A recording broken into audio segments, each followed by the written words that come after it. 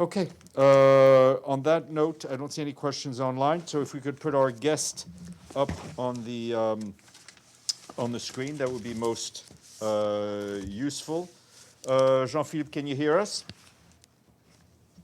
Yes, can you hear me? Perfectly. Great. Well, again, we're joined by Jean-Philippe Antolin, who is the IOM's Humanitarian Response Recovery Specialist for Latin America and the Caribbean. He's briefing us from Colombia.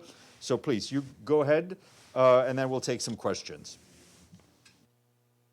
Thank you, and I think it's in the order of the day to wish you happy birthday.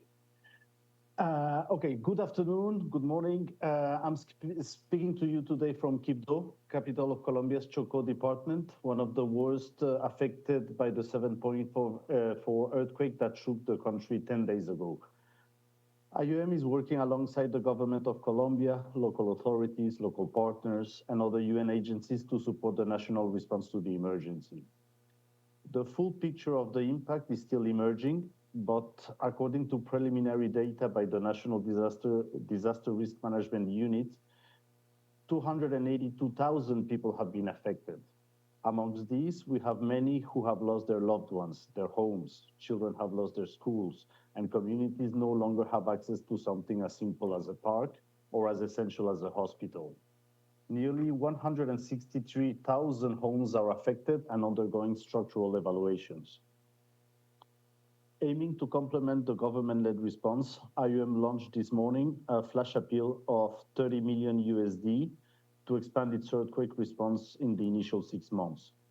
Our appeal aims to cover both urgent, life-saving help now and a gradual shift toward longer-term recovery, including shelter, managing accommodation sites, clean water and sanitation, healthcare, protection for vulnerable people, and helping communities to rebuild.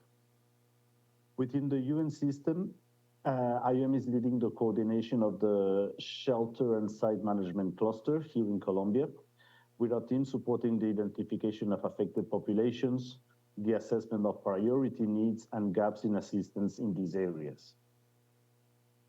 To date, alongside local authorities, we have mapped at least 71 temporary collective accommodation sites, which host 4,700 people, equivalent to 1,400 households, across Valle del Cauca, Risaralda, Chocó, and Caldas. We're also supporting the National Disaster Risk Management Unit with registration of affected people here in Quibdó, in Cali, and we will extend this support to Pereira over the weekend as well. Recent heavy rains across Colombia's Pacific region, including Pereira, Buenaventura, and here in Quibdó, have further worsened living conditions for many earthquake-affected families. These conditions have increased shelter, water, sanitation, and protection needs, particularly for people in open spaces, community centers, sports fields, schools, public buildings, and churches. The rain is also making it easier for epidemic vectors diseases to spread, such as dengue, which is especially dangerous in shelters where many people live close together. The need for shelter and support remains high. Humanitarian partners say more housing options, including community shelters, temporary hotel stays, host families, and rent support are needed for families whose homes were destroyed, badly damaged, or no longer safe. Repair kits and household basics, such as sleeping mats, bedding, cooking supplies, and items for privacy, will be essential to help people live safely and with dignity.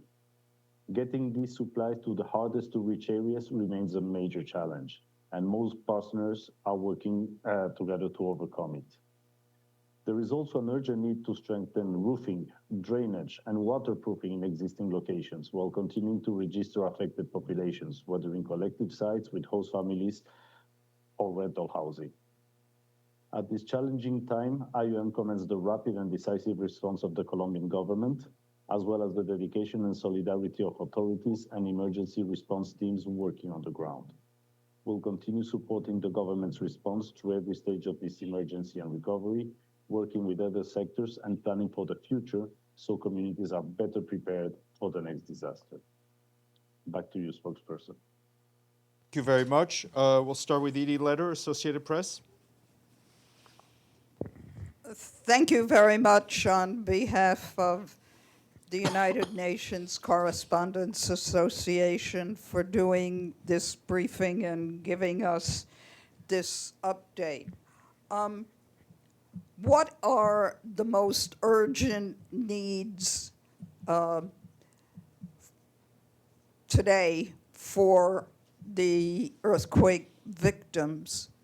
And I know we're still in an emergency phase, but when do you expect the recovery and reconstruction efforts to begin? Thank you. Please go ahead, Jean-Philippe. Thank you.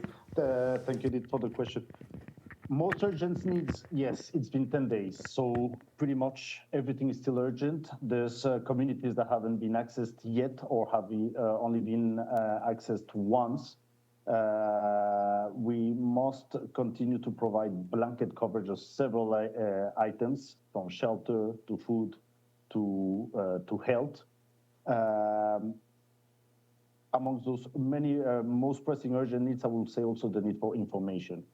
People need to know. People need to know whether the house is safe, structurally sound. From outside, some might not look affected, but if you go inside, you will see cracks everywhere. People are sleeping outside for fear of the roof collapsing over their heads. They need the structural evaluations to carry on, someone who tells them it's safe or unsafe to be there.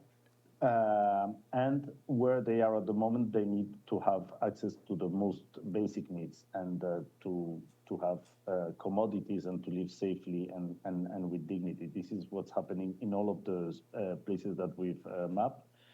People living with other families or in alternative settings also need that support. They are in crowded conditions, but they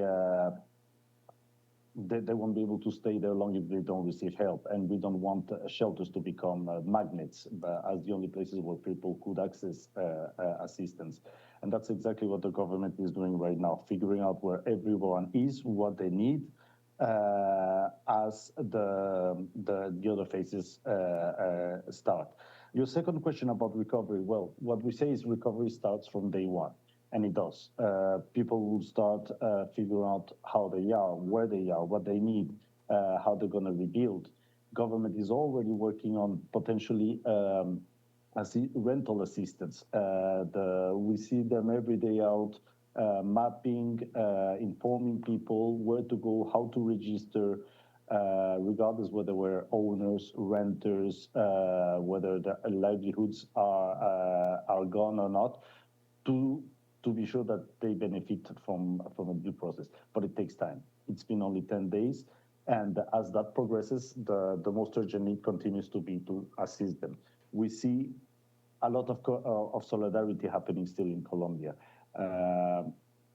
from CSOs, from civil society, from private organizations.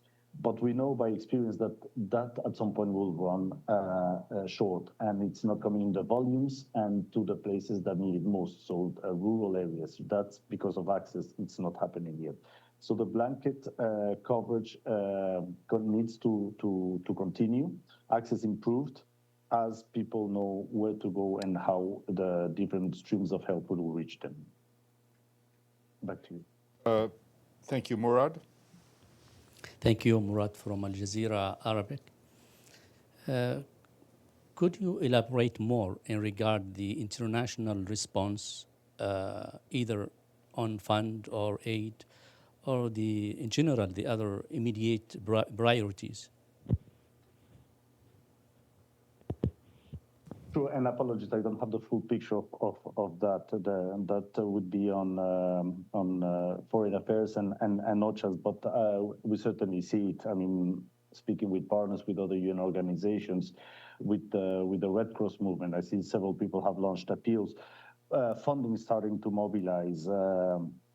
In fact, from some donors rather fast. For UN, that was from the US that has made 5 million of our 30 million appeal funded already.